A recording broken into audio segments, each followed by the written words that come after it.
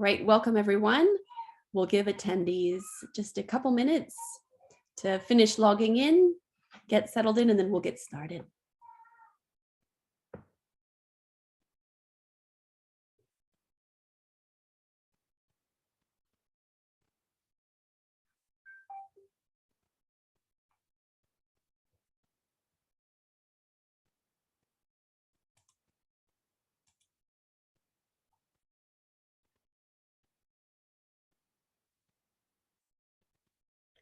Okay, I can see more people coming in. We'll just give you another couple minutes to get settled in, and then we'll start shortly after 4:30.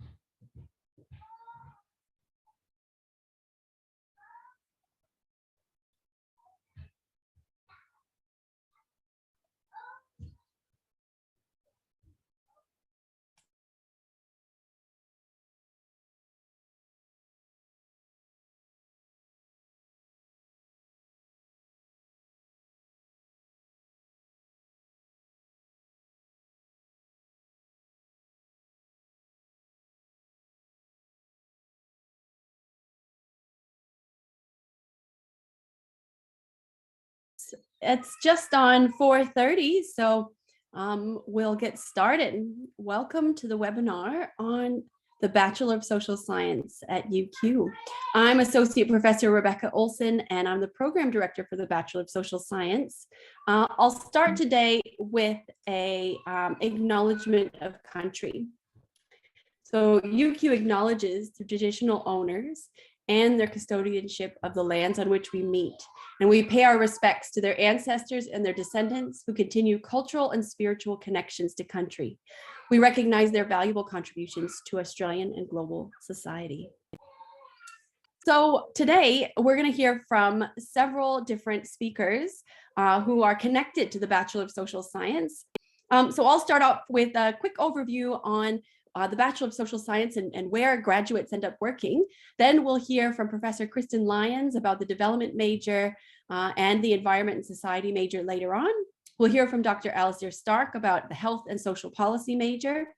I'll give you a bit of an overview of the Bachelor of Social Science before passing it over to current student Bailey Myers and Nina Koyovic, who is a graduate from the Bachelor of Social Science.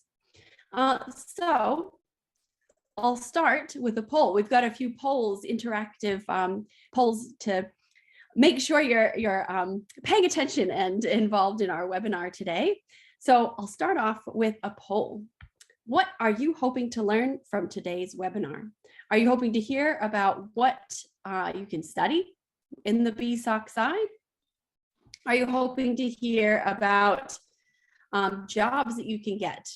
Are you hoping to hear from social science grads and a current student, or hear from us, UQ academics?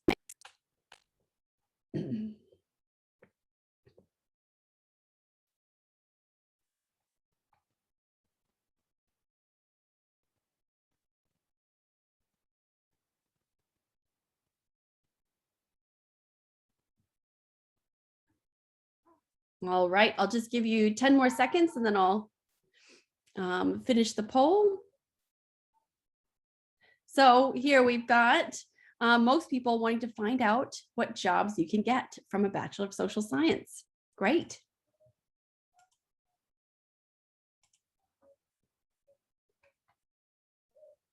All right, I'll just close that poll.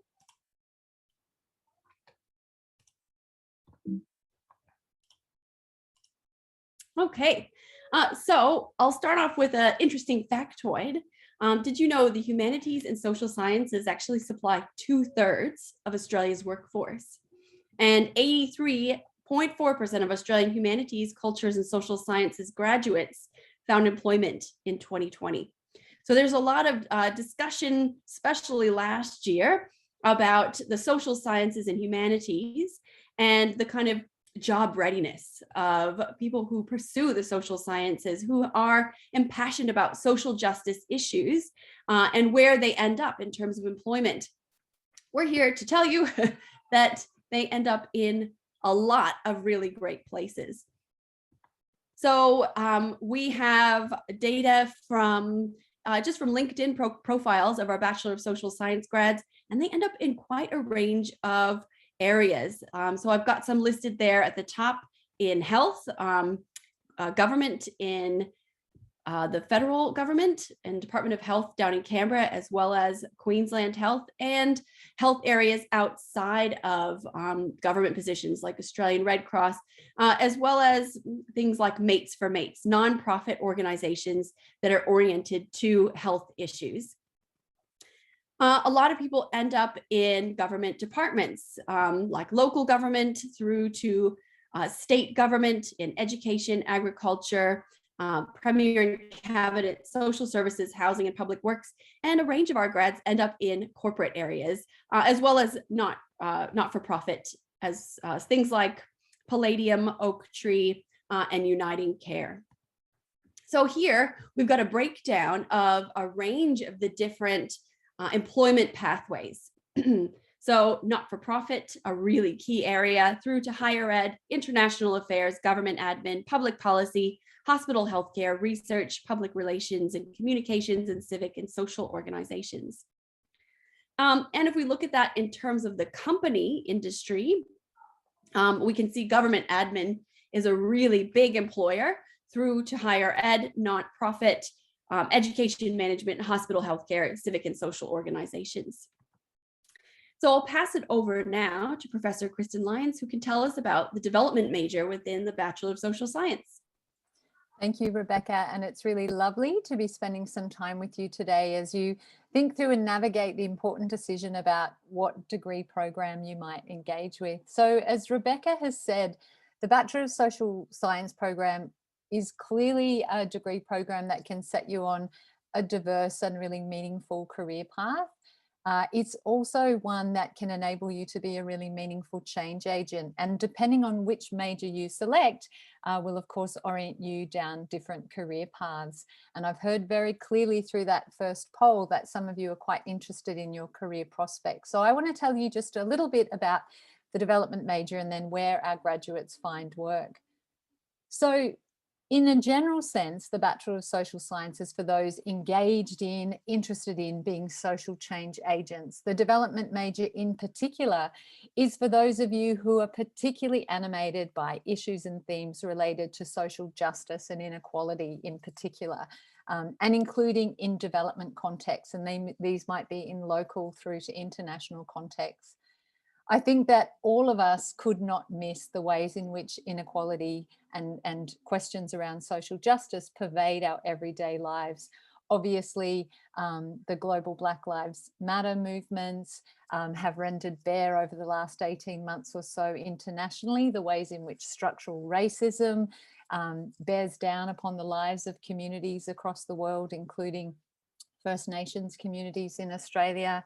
The global #MeToo movements have rendered bare the ways in which sexual violence, gender-based inequality shapes the lived experience of women in particular, but all genders in Australia and internationally. And of course, all of us, including those of us sitting in lockdown today, are aware of the ways in which the global health pandemic COVID-19 is bearing down and rendering visible structured forms of inequalities that we can see really clearly that the gap between the haves and the have-nots is continuing to grow through COVID-19. So the development major enables us to explore some of these themes and issues, but importantly, think about how we might be meaningful change agents across the public and private sector and the community sector to seek to bring about change. So the kind of development scholar and advocate that I am sits very much in the space of social justice and climate change. And so through this particular arena that I work, and many colleagues at UQ and around the world work, we're especially interested in the kinds of questions and challenges that we need in the development space to respond to the challenge of climate change, but also the way in which climate change bears down upon the kind of work that we do as social scientists interested in development questions.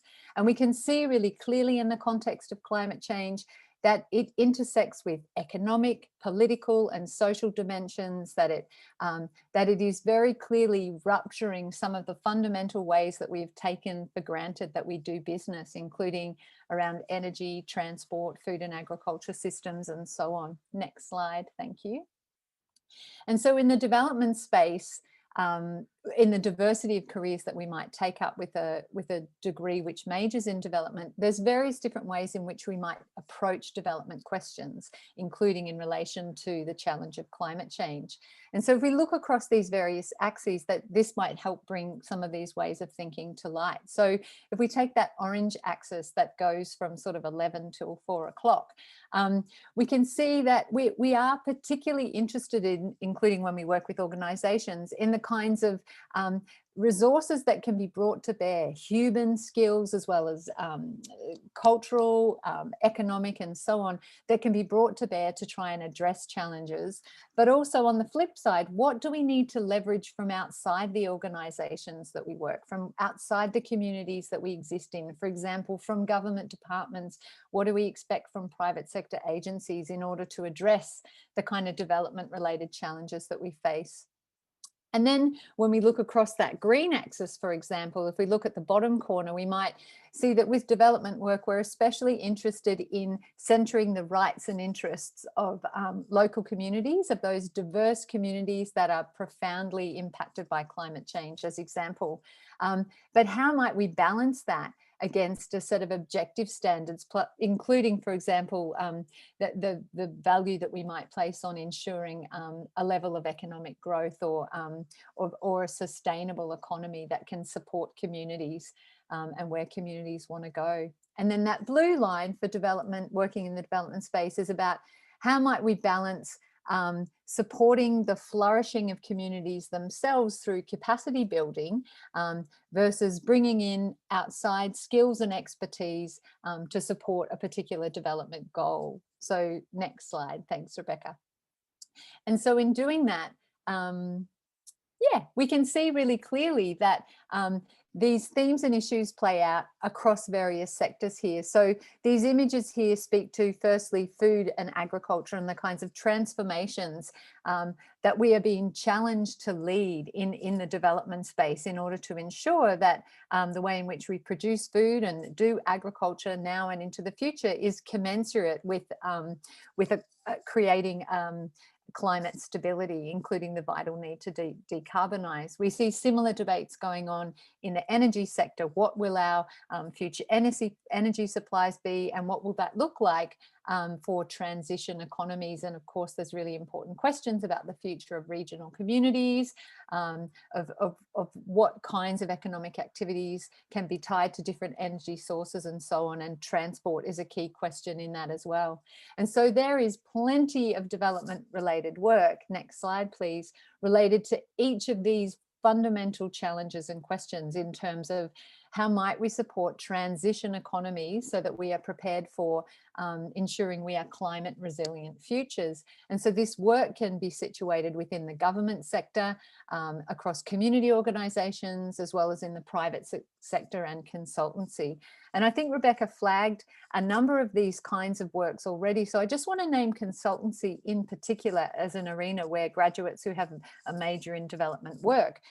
There is a plethora of work in terms of understanding community impacts from proposed development interventions and social changes. And so understanding those and working with communities through various community development works is a really vital part of managing change processes.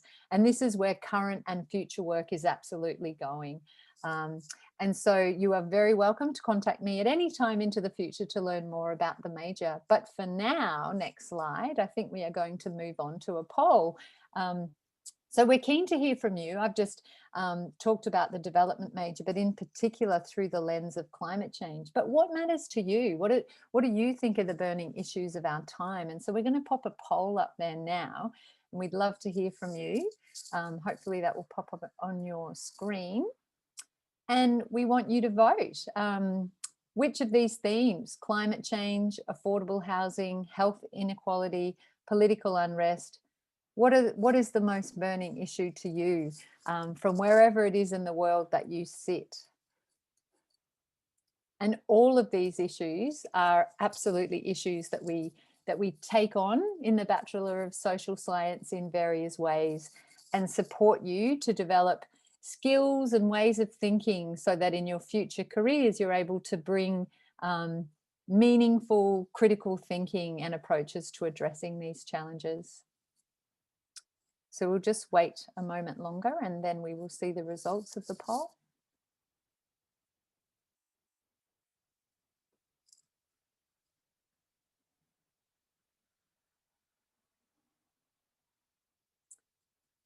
Great. So we can see that health inequality, there's really strong level of concern and interest in this issue. And of course, that's rendered bare through COVID-19, political unrest, climate change, and as for now, affordable housing not polling so highly. Fantastic. Great to see that. So now I want to turn to introduce you to Dr. Alistair Stark, who is going to speak about the next major. So Alistair, over to you, and next slide. Thanks, Kristen. The next 5 minutes will be conducted in a Glaswegian accent. So please do use the Q&A function if you don't understand anything that's being said. But I will probably butcher the English language just a little bit. So I'm a public policy scholar. I'm also somebody that spent a significant time of their career working in government, producing social policies relating to housing, homelessness, social services, social work, and social welfare. Next slide, please, Rebecca. I always start by saying that public policies create the world in which we live.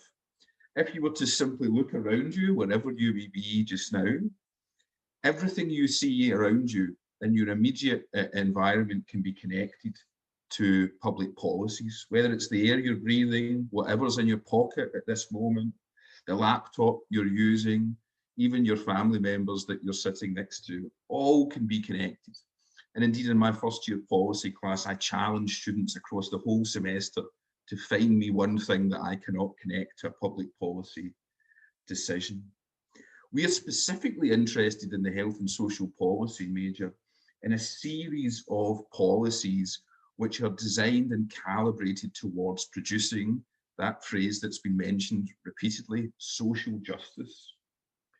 We really focus in on what became known as the welfare state, post-war expansion of public policies designed to keep us safe, really were calibrated around protecting our health through comprehensive health care, accessible to all. It's really interesting that that poll, you're privileging and prioritising concern for health inequality. Of course, we've tried to create health equality through a variety of policies. Free education, designed to create opportunity and produce social justice through that. And also social welfare payments designed to ensure subsistence and survival in what can be an adversarial job market. These were the original policies that created what became known as the welfare state. But of course, as time passes, these big historical policies can become problematic, whilst the principles underpinning them tend to generate universal support. Their actual practices and outcomes can be problematic. We see policies creating funding models that create inequalities. We see different types of delivery in public and private sectors distancing the quality of outcomes that people receive in these policy areas. We see social payment systems designed to be safety nets becoming poverty traps instead.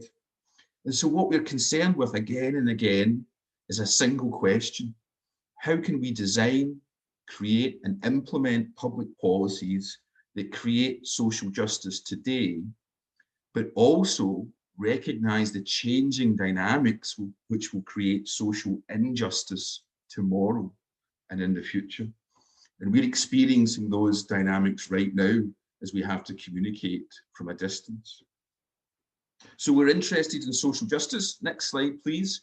But we've also got a range of different classes We dig into social policies and look at systems and processes that create the levers which are designed to address social injustice. We foreground health a lot, obviously, in the major, as the title suggests, and we use sociological thinking and social perspectives to open up and deepen our understanding of social policy.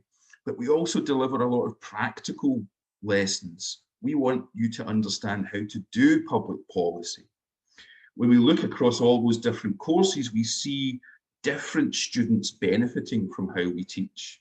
The critical thinkers getting their teeth into those big debates and concepts about what's right and what's wrong in terms of social justice. The institutional thinkers interested in the nuts and bolts and how institutions do or do not create effective policy. And also the practical thinkers interested in the practices of public policy, but crucially interested, as the poll suggested at the start of our conversation, interested in jobs.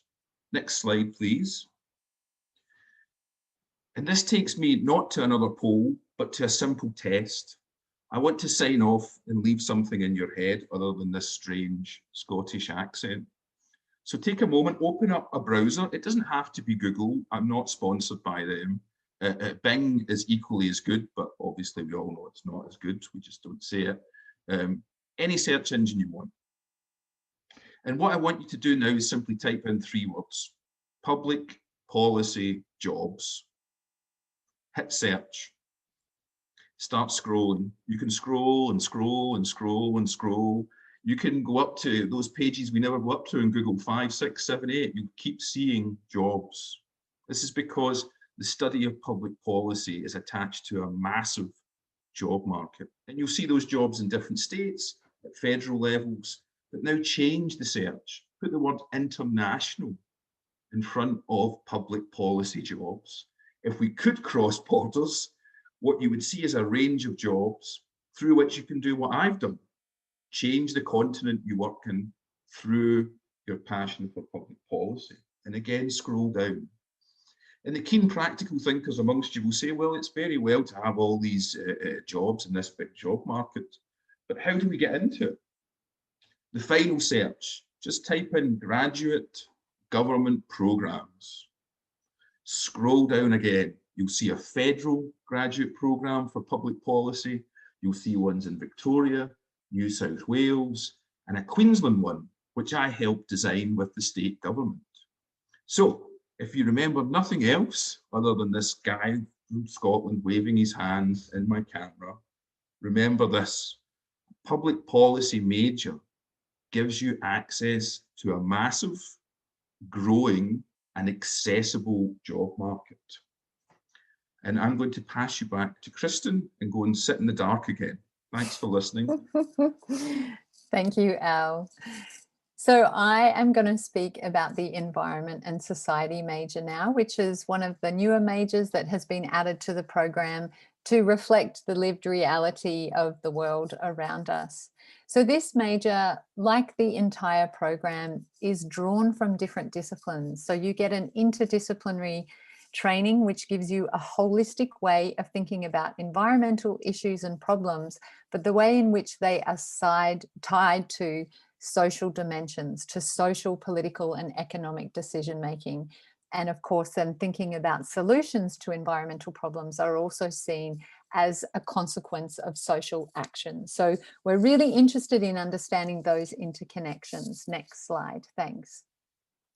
And I think, again, to give a nod to the reality that we are all living through so profoundly right now, we can see the ways in which humans are connected to the rest of nature through the manifestation of the current global health pandemic, with some recent research showing a really clear result in terms of the transmission of this virus from non-humans to humans as a direct result of human activity, of human actions, of the ways in which we organize, the way in which we do business. And so this is but one really clear example of the ecological and social and obviously profound public health impacts of social, economic, and political decisions that we make. Next slide, thank you.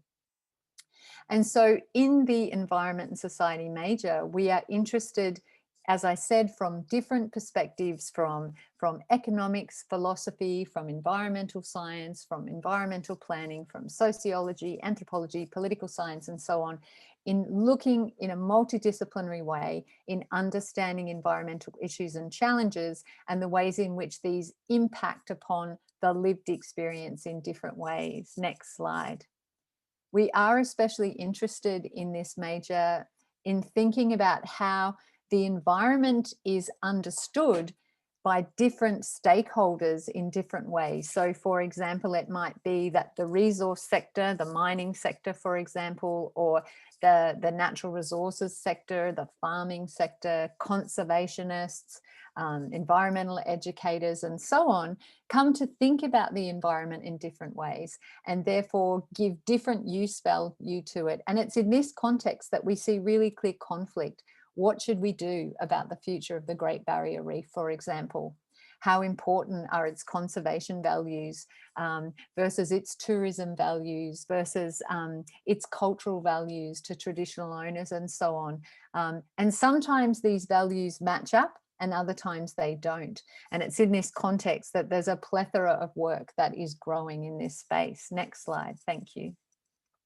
And so in this major, what we really clearly want to differentiate is the contribution that thinking from a social science perspective can bring to some of the environmental challenges that we face, and that social scientists frequently complement broader teams, including economists, ecologists, biologists, and so on. Frequently, Bachelor of Social Science graduates work alongside and need to be able to speak to those with different backgrounds to address environmental issues. And the next slide, thank you. And so graduates from this program and with the capacity to work in the social sciences and bring that perspective to managing and responding to environmental issues, work in a diversity of sectors. They do work in a policy space, so connecting to some of the themes and ideas that Al just spoke to there at both local, state and federal contexts in Australia, as well as in international contexts, obviously. There is so much policy related work going on in the environment space. Frequently, our graduates will work in the NGO sector, including the environmental NGO sector, such as the Queensland Conservation Council as well, one example. There are conservation councils all over Australia and in many parts of the world. This is vital work in this space. And there's a plethora of multilateral organisations that take on Bachelor of Science, Social Science students who have the capacity to work in these spaces too, particularly because of this auspicing within the context of the Sustainable Development Goals, which now drive development-related work. So there's lots of work and it's a growing arena. So I'm going to hand back to Rebecca now to speak more generally about the program. Thank you so much. So we've just heard an overview of the Bachelor of Social Science and the three majors: development, environment and society, as well as the health and social policy major. So when you do the Bachelor of Social Science, you'll have to do courses related to your major, and that's in the middle box, but everybody all together also has to complete core courses in the social sciences. And these are from sociology, political science, anthropology, and research methods. The research methods in particular are really valued by employers, those skills in social science methodology. And there's also an industry partnership course during that final year of the core courses. Students will partner with an industry to decide on a problem that the team can work with the industry partner on to design a project, collect data, analyze it, present it back to the industry partner in a few different formats, and even be involved in a video kind of showcase night that shows all the work that the team has done together. In addition to core courses for the degree, the social sciences degree, and courses that are central to the major, students also select general electives within the Bachelor of Social Science as well. So a couple of years ago in 2019, we asked students, what drives you to do a Bachelor of Social Science? And generally, we heard a really resounding interest in social injustice, in how people can learn skills to make the world a better place, to create social change. So our course is really, our courses and our program within the Bachelor of Social Science is really designed to attract and train students in the conceptual, procedural, and kind of dispositional, that value-based knowledge that's needed to work towards understanding and contributing to positive social change. So I'll finish up with a poll before I pass things over to our current student, Bailey. Our poll asks, how many members of the Australian Parliament have a Bachelor of Arts or a Bachelor of Social Science degree?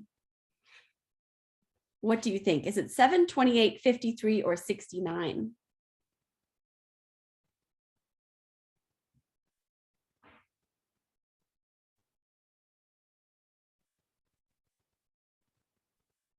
Okay, we've got about half of all participants now. I'll just give you 20 more seconds.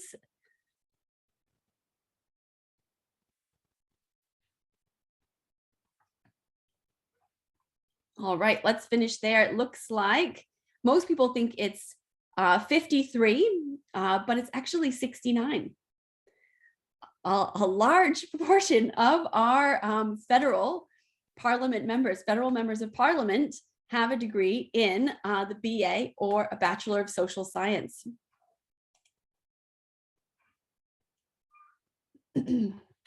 All right, over to you, Bailey. Thank you so much, Rebecca. So, hey everyone. Oh, sorry, I'll just get my video. There we go. Hey everyone. I'm Bailey, and I'm doing social science, majoring in development, and then also a Bachelor of Arts with geography and peace and conflict studies, which is really interesting. In this first picture, you can see what the uni life sometimes feels like. You feel pretty accomplished if you actually get out of bed and go into a class, especially now during lockdown. But no, in all seriousness, it should be a lot of hard work as well.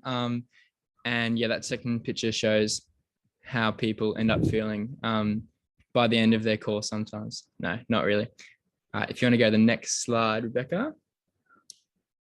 So I'd love to just share a few of my thoughts and my experience from studying social science so far. So I'm in my 4th year, and it's been, yeah, honestly, so incredible so far. So why did I choose to study social science? Wonderful question. Thanks for asking. Pretty much, I'm just super discontent about the state of the world, and particularly with poverty and inequality. I think there's like almost 10% of the world who live in poverty, which is just, yeah, really heartbreaking.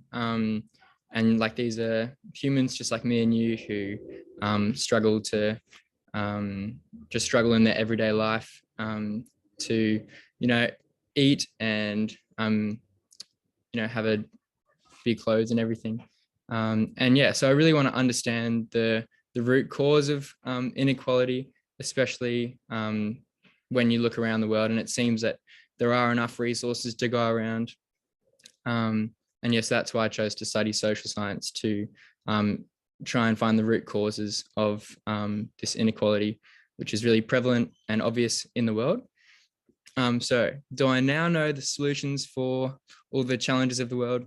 Not really. So it's, yeah, even after 4 years of studying social science, I thought that I'd be able to find all the answers to all my questions, but in reality, I probably have more questions now, which I think is a really good thing, because the world is actually so complicated, and I've just really been learning about all the complexities of these challenges.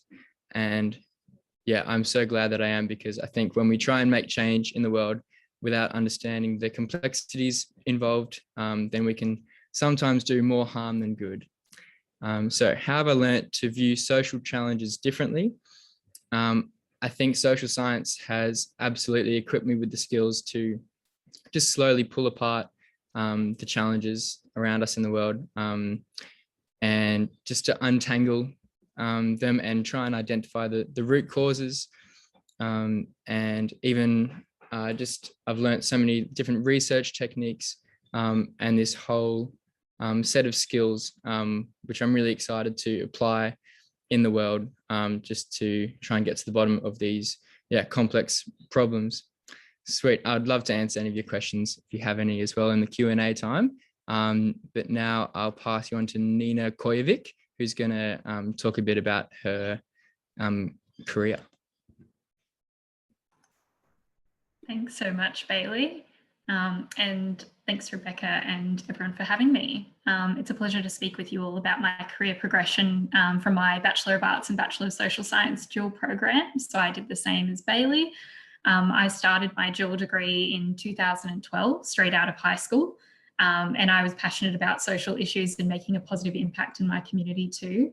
I grew up seeing income inequality firsthand. I was living with my single mum in a low socioeconomic community, grew up on welfare support, and I thought that maybe, you know, by taking this path, I could contribute to how government policy was developed and then how it's translated into experiences of daily life.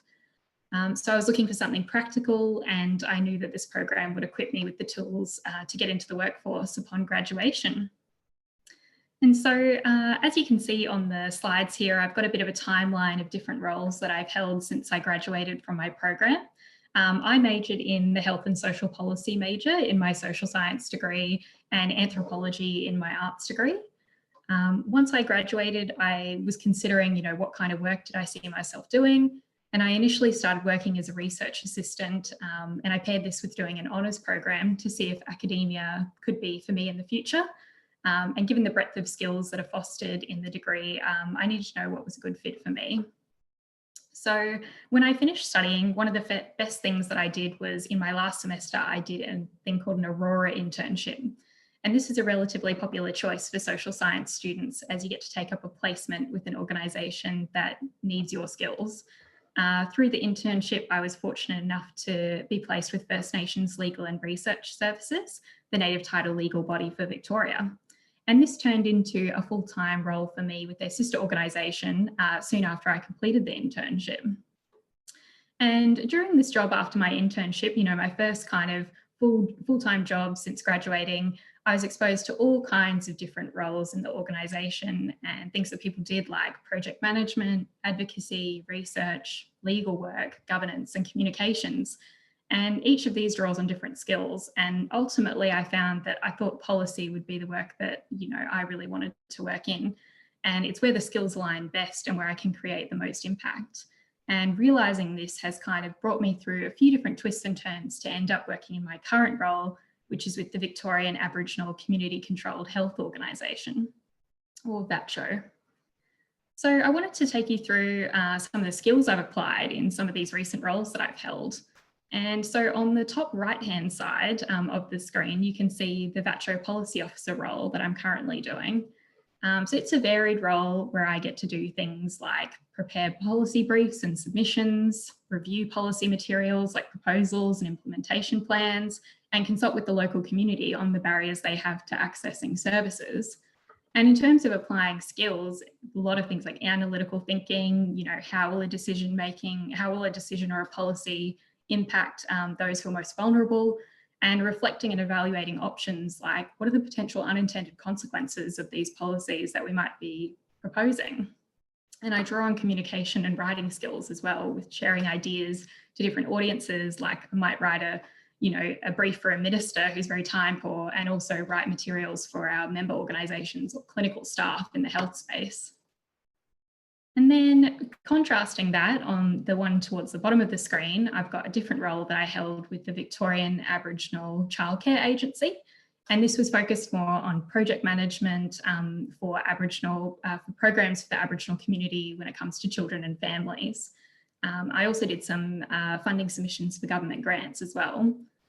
And in this role, I used some different kinds of skills. I did a lot of creative thinking. I would work across the organisation to consider how we could develop programs that really met the needs of the community, looking for alternatives to what was currently at play, and regularly be called upon to evaluate initiatives that we were running and identify alternatives for what we should do instead.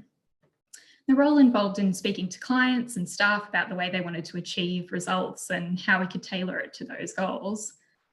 And so looking at those two different roles, in both of them, I think what I brought was thinking about problems from many points of view and critically analysing systems at play and the influence of the context in which we were working. And the Bachelor of Social Science really calls you to question the status quo and see things from different perspectives. And so based on that information, I just wanted to go to the next screen and have a poll to ask you all, based on that really brief overview of what I provided there, what do you think is one of the top 21st century skills that I gained from my Bachelor of Social Science degree? So the options are critical thinking, problem solving, communication, creativity, or all of the above.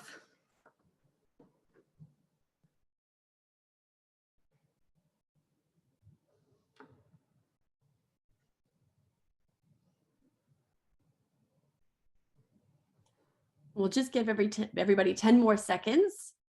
Sounds good.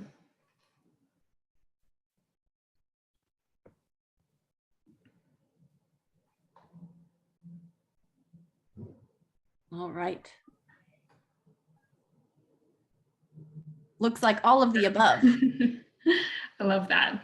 I think so too. I completely agree with you all. I think closely followed by critical thinking as a top one as well, which I completely agree. I think, all of these skills are part of the 21st century skills curriculum.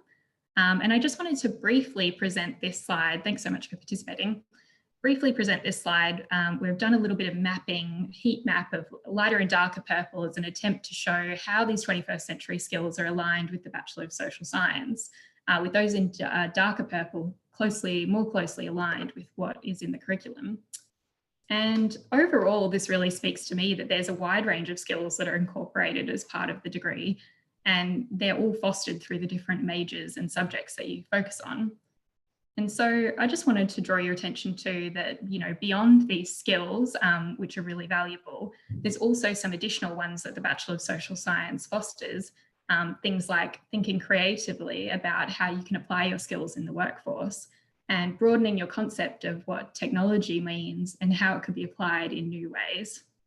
It can also be easily tailored to your passions and interests and will help you think about systems and institutions to look at levers of change. So I really appreciate your time and welcome any questions as well. Yeah, thanks for having me. Thanks so much, Nina. Let's switch over to the Q&A now. We've got time for questions. And I'll start off with this question. Are you satisfied? And I think this came in while you were talking, Nina. Are you satisfied with your decision to do a double degree? If I'm considering the Bachelor of Social Science, should I go with arts in the dual as well? And I'll start off by saying, when we look at the kind of graduate outcomes, doing a dual can give you a bit of a competitive edge. And I'll pass it over to Bailey and Nina to speak to how you found doing a dual. Yeah, sure. I'll go first if you want. Yeah, so I've really enjoyed doing the dual degree. So I'm doing geography and peace and conflict studies. And it's really nice just to mix into social science, just some other skills, just to broaden the skill set. And so I chose geography because it's something that I'm really interested in, and it just stimulates my mind as well. So yeah, I'd highly recommend doing a dual degree. Definitely. I completely agree with Bailey. I think for the additional, when I took it, it was either a 3-year program for the standard social science or a 4-year to do the dual. And I think for that additional year, I loved my time at UQ, and I think I did so much, I had more electives and things like that I could choose as part of doing the dual, which I really enjoyed.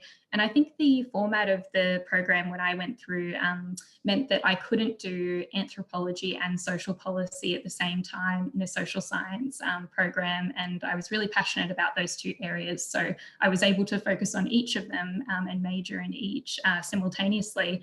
And I loved the way that I could learn about. I think what it really brought to the forefront for me was that anthropological approaches could be really taken across to thinking about policy solutions and approaches. And so I liked the way that I could kind of bounce ideas off between the two different areas and compare and contrast them as part of learning through both. Yeah, absolutely. Do we have any other questions for the Q&A?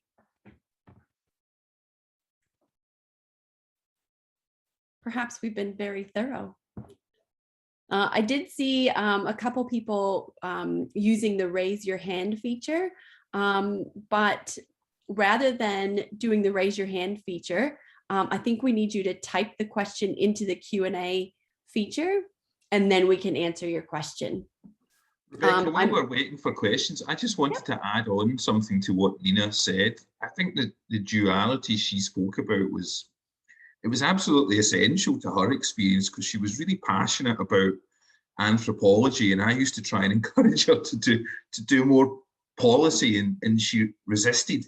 And it's a great thing, because she's got that synthesis, and it reflects something that I always believe, which is follow your passion, but synthesize it with something that has that practical job market component. And you really see that in Nina's journey, the mixture of the passion and the practical coming out. I think it's a really great lesson. I'll go back on dark now. I really appreciate it, Al. I think that's something I didn't articulate then, but you know, different worldviews and taking, you know, Indigenous knowledges in the cases of the work that I've done into policy is something that I saw as a real weakness when I was going through the social policy major. You know, outside of the groupthink of people in the room developing policy and government, there aren't really a diversity of perspectives sometimes, and so that was an area that I really focused on and have loved. And now, you know, that's taken me through to, you know, the COVID-19 response in my current role, and how we can learn from different cohorts about their experience during the pandemic, which has just been incredible. So I think there's so much value there in having those tough conversations.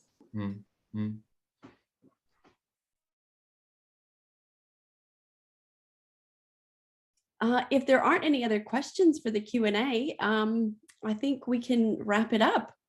So I'll just give everyone one more quick chance. If you've got a question, put it into the Q&A feature on Zoom, and then we can pose it to our panel. If not, you're welcome to ask questions later. We have contact information here for the School of Social Science at uq.edu.au. You can also visit the website for a lot more detailed information about not only the program, but each of the courses involved within the program. And you can phone as well, but I think email is probably easiest, especially this week when everyone's in lockdown. I guess we've got one question coming in just before the bell here. Mina says, is the social policy major curriculum structured in a way that is specific to the Australian government, or is it generalized towards a global scale? Do you mind if I pass that over to you, Al, to speak probably more about the policy that you teach in your courses? Sure. I mean, it's definitely both. I think we emerge and go through Australia typically as our starting point, but we always branch out. It's just impossible these days to talk about public policy at a state level or even a federal level without talking about international ideas. So yeah, it's definitely globalized. Just listen to the accents you're exposed to. It can only be globalized. But you know, I teach courses in Australian, which are called Australian Governance and Public Policy, and they're very international. And I teach Introduction to Public Policy, and it's very international. That's what we want, that mixture and synthesis. Great. Thanks very much. Well, I think we'll finish there. And if people would like to review, I believe this webinar will be posted and made available at a later date. Thank you to our presenters, and thank you to our audience. It can be difficult to engage when we're in a unique situation like lockdown, but we're glad to have you. And we look forward to chatting with you further about the Bachelor of Social Science. Thank you all.